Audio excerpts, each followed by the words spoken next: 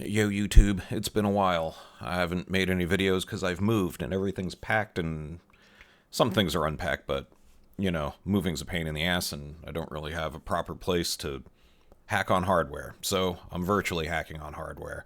And this is me asking the community for help, crowdsourcing some ideas. So I mentioned a while back I was working on an ATX style motherboard that's a C64 basically. And yeah, I'm struggling with some design choices, and yeah. So anyway, let's do a quick overview, and we'll get to some of my questions. So, by and large, this is a 250, 425, or really 466 ish kind of board, I guess, that I added a bunch of crap to. So a quick run through. It'll have 4 expansion slots. Hopefully these are lined up with ISA slots, and I broke out addressing on them. So you'll have D600 and D700 on these two. These guys are wired just like the originals. Single EEPROM, Henning's REPROM circuit here. This is a GAL 22 V8. I think his original design was like a GAL 16, but I had a bunch of 22s laying around. So I based it around that. CPU, a couple of CIAs, a VIC, that's all normal stuff.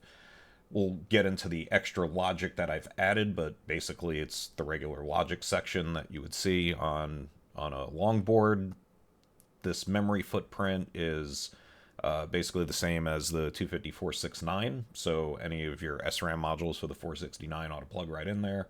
PLA right in the middle, and SIDS. We're going to talk about SIDS here in a second. But here's the questions I have. Oh, and here, I guess before we do that, let's... On the back side, I'm moving a bunch of the passives, making them surface mount and putting them on the back. So these will be resistor packs, little pull-ups here and there for different circuits, a couple of caps here and there, and I'm going to work on moving everything to the bottom side, make it surface mount, and that way it's a one-sided solder job if you want to have PCB Way do your soldering for you.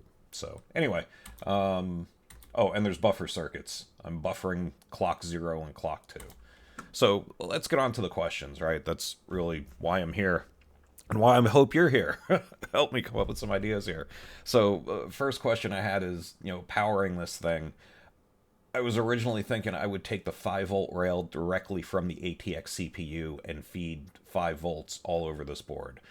Is that a bad idea? Should I just use 12 volt off the ATX and do my own regulation? That might be a better choice. So, I solicit thoughts and questions and comments for all this stuff. But yeah, I don't want to blow anything up. So I'm debating if direct ATX 5 volt is a good idea or not. The SID audio output amps are exactly as they are on the 407 board.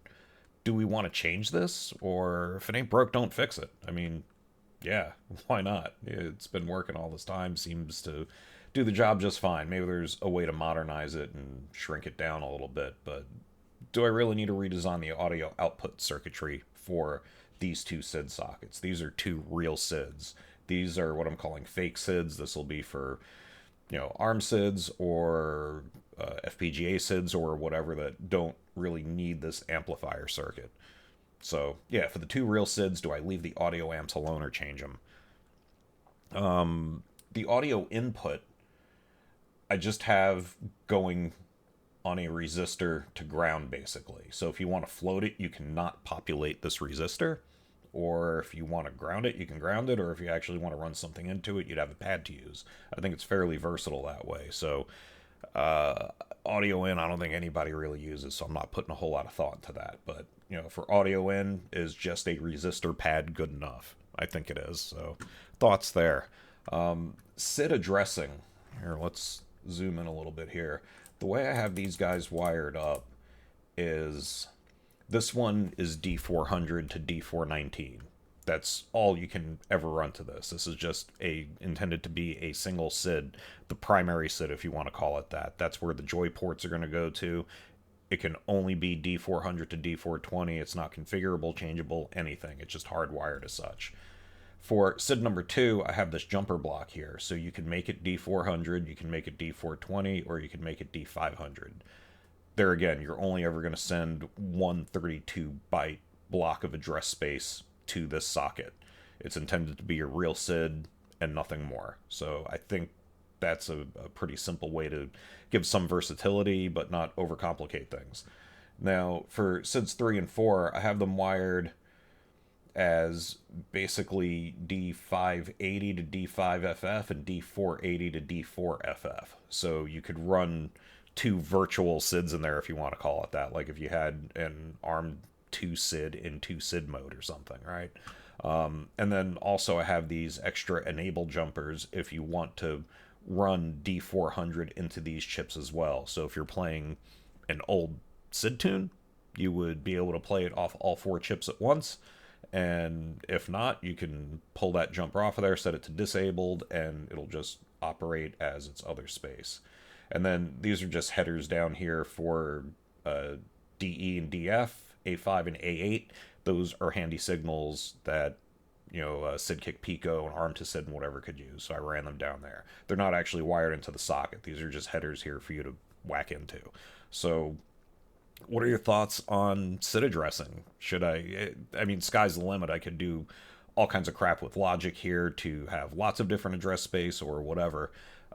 This is an LS139 decoder that's breaking out all of these D400 and D500 spaces. So thoughts there. What do I do for SID addressing? Or is this good enough? Also on the topic of SID addressing is this is basically an AND gate. You know, a 74 LS11. This is an LS139. And then if you come over to this side of the board, there is an extra LS139 here. So you have the original one breaking out more addresses, breaking out even more addresses, and then ANDing some of them back together. It works. You know, I've done this on breadboards and whatever in the past, and it's no problem. But I am slightly concerned about adding too much propagation delay to SID chip select signals. So I could simplify all this into another GAL22 V10. Is it worth doing that? You know, just replace 1, 2, 3 chips with one GAL. Or is off-the-shelf logic a better idea? So, questions, comments, please launch them at me. The audio output trace, I'm not 100% happy with. All the audio outputs basically go here to these traces on the far end of the board here. They're all, you know, there's the first two, and then if you scroll up, the other two. So here's all your audio outputs for SIDs 1, 2, 3, and 4. They all run up to these sockets here. So they run right next to the clocks. I don't know how I feel about it being so close to all the clocks, but I was running out of places to put it. So, you know, it's probably all right. I don't think any noise is going to get in there. This is a 4-layer board with lots of shielding and whatever, so I don't know. What are your thoughts about audio output routing? Do I need to spend more time on that? Same goes for the Luma output. This is a modulator. It's basically Tebble's modulator that I found on GitHub. I made a bunch of those boards a while back. But this is just the S-video section of that modulator. There is no composite. So Luma comes out of here, goes up there. This is a big-ass ground trace I have next to it. If you can see here, there's another big-ass ground trace on the bottom side of the board, and the Luma signal is actually in the middle of it. So I think it's good enough. It's near the clocks, but it comes out of this resistor here. I think it's shielded well enough. So do I need to spend more time on Luma output routing, or the modulator for that matter, the video amplifier circuit? I think it'll work just fine, but you know, any thoughts on that? Again, please solicit your comments, and don't hold back. Like, I know I don't know what the hell I'm doing when it comes to circuit board design. This is my first stab at anything big, so let me know what you think. The onboard IEC section down here, that's what I'm calling this, right? This is a Pi 1541, more or less. The level shifter, the 40-pin GPIO, and the 7406. So maybe I'll whack a meatloaf header in here as well. I was going to talk to those guys about what that header should look like, but or do I do something universal that'll work for a Pi and a meatloaf? Maybe somebody wants the Pi and the meatloaf on here at the same time, so it's worth having two different headers. Or what else? Should I whack an SD to IEC in here instead. I think that's kind of old school at this point. You know, let's do something more modern. The SD to IEC works, but there's more functional things out there like the Meatloaf and the Pi 1541. So, thoughts there on what to whack into this section? I'm all ears. And lastly is the stuff that's missing. There is no cassette interface. There is no user port. I didn't put them on here.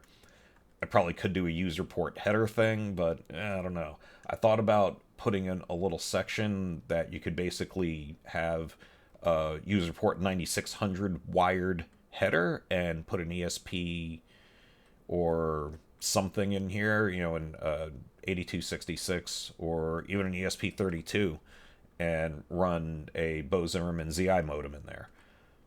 I don't know if it's really necessary or not, but you know, thoughts there. Do I need some kind of user port breakout, or at least just an up 9600 hack to wire something into? And with the cassette port not being there, there's essentially extra GPIO on the 6510, right? If you know how the 6510 works and what those GPIO lines do, part of it's cassette control and part of it is the, you know, PLA and ROM control. So do I break out those GPIO pins that are now unused for the cassette interface, and we could write code to do something with it? I don't know a whole ton about how to program those pins, but I do know you have to be cognizant of the fact of what mode the ROMs are in before you could use the GPIOs over here, because it's one addressable port. So I guess you can read state, toggle the bits you want, and then make sure you preserve the state the memory map is in when you're playing with the other GPIOs. But there again, I don't know. Is it worth it even breaking out the orphaned GPIO pins? So, yeah, so I don't need AC power. This is our Todd clock, so keep that in mind when you're thinking about power supply stuff. And yeah, so this is what I've been working on. What do you think? What should I change? Am I completely on crack for even doing this? So let me know. I'd appreciate some feedback.